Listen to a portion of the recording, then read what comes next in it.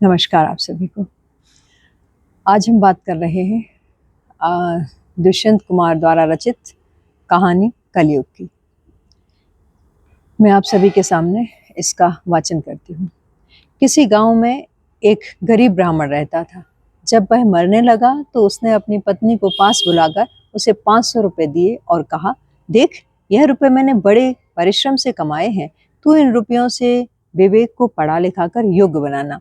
मैं चाहता हूँ कि तेरा लड़का मेरे बाप की तरह विद्वान बने और मेरा नाम जीवित रखे। इतना कहकर ब्राह्मण मर गया। गरीब ब्राह्मणी रो धोकर चुप हो गई, किंतु उसके सामने समस्या यह आई कि वह इतने सारे चांदी के रुपयों को कहाँ रखे।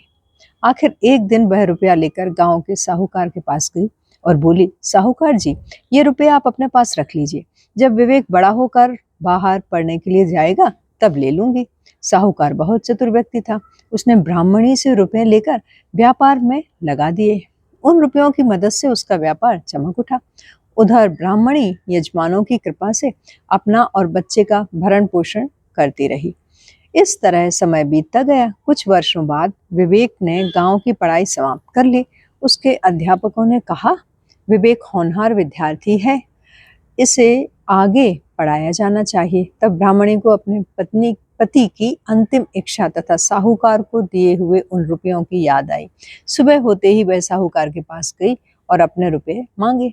उस समय साहूकार के पास गांव के 2-3 और प्रतिष्ठित लोग बैठे थे। साहूकार ने उसकी ओर ऐसे देखा जैसे उसे पहचानता ही ना हो।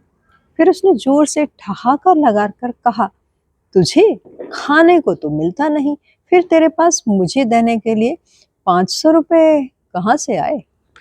साहूकार की इस बात पर पास बैठे हुए लोग भी हंस पड़े। ब्राह्मणी ने बहुतेरा याद दिलाने की कोशिश की, यह भी बताया कि रुपए उसे कहाँ से मिले थे, पर किसी को विश्वास नहीं हुआ। साहूकार के मन में बेईमानी आ गई थी। गरीब ब्राह्मणी अपना सा मुंह लेकर लौट आई। लेकिन सिर्फ 500 रुपए की बात नहीं थी, विवेक की पढ़ाई का भी प्रश्न था।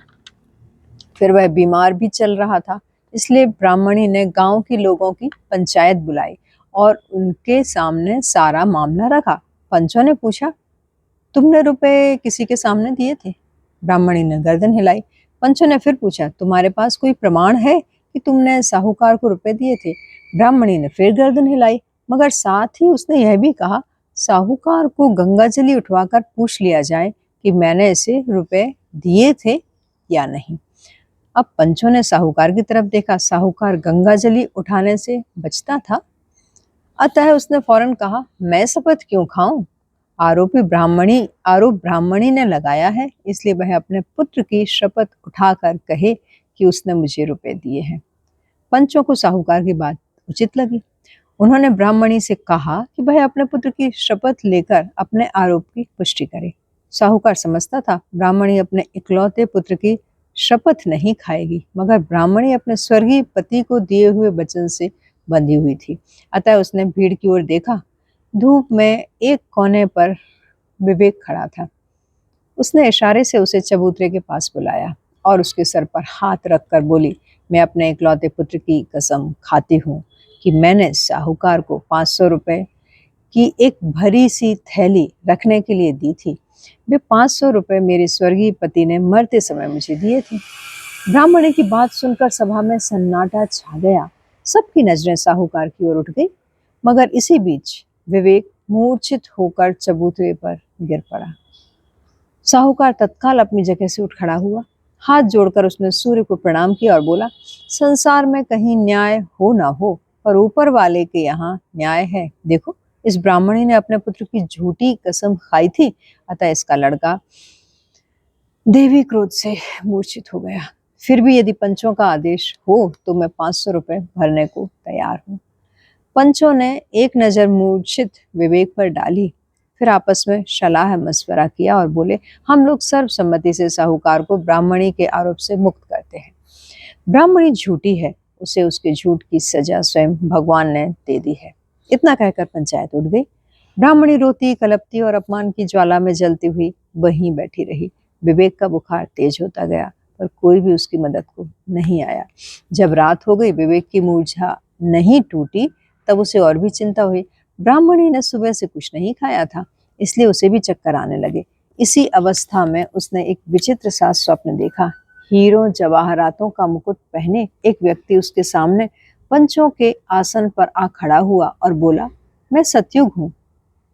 अगर मेरा समय होता तो तेरे साथ यह अन्याय नहीं हो सकता था। ब्राह्मण स्वयं इस दुष्ट साहूकार को अपने श्राप से तत्क्षण भस्म कर देते।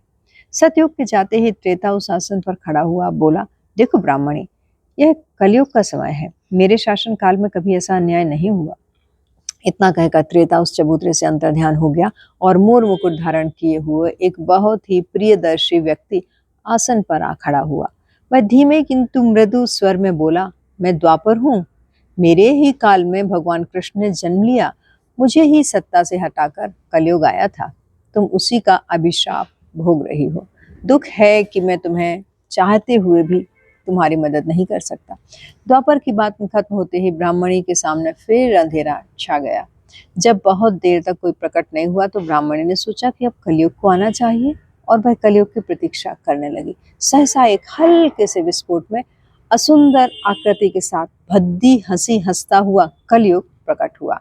वह आते ही व्यंग भरी वाणी में बोला, ब्राह्मणी, तूने सच्चे मन से मुझे याद किया और मैं आ गया।